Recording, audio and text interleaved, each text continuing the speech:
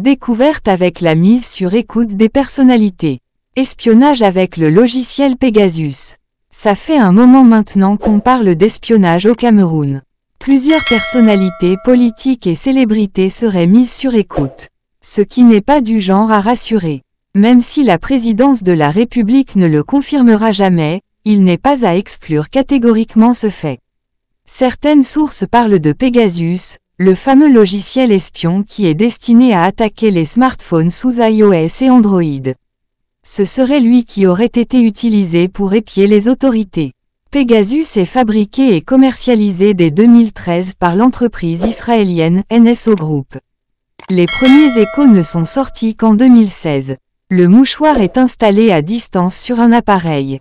Selon la description qui est faite du logiciel, il peut contourner tous les systèmes de sécurité et accéder aux fichiers, messages, photos et mots de passe sur les smartphones.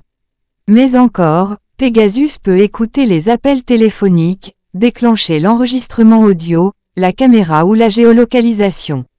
Sa vente nécessite une licence d'exportation du ministère israélien de la Défense.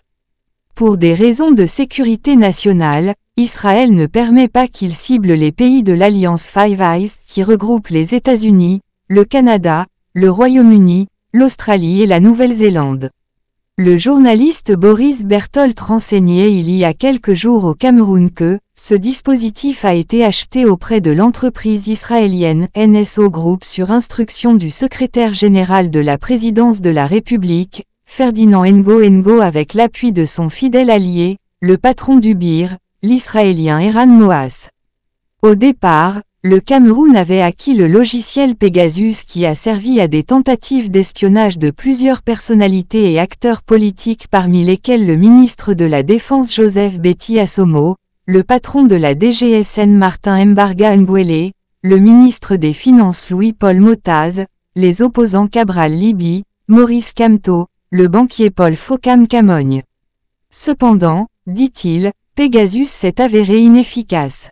Les cibles changeant en permanence de numéro.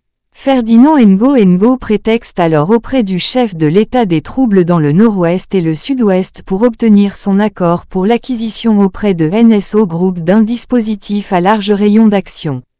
C'est donc cette technologie israélienne qui sera installée à Camtel, à MTN et à Orange. Désormais ils peuvent sur instruction, désactiver qui ils veulent quand ils veulent, quel village, quelle ville ou quelle région. Dans une autre de ses interventions, la même source indique que l'espionnage entre 2018 et 2019 des téléphones de certains membres du gouvernement et acteurs politiques au Cameroun à travers le logiciel israélien Pegasus a coûté à l'État près de 500 millions de francs CFA. Il aurait permis de découvrir beaucoup de choses sur leur vie privée et les projets qu'ils entretiennent en secret.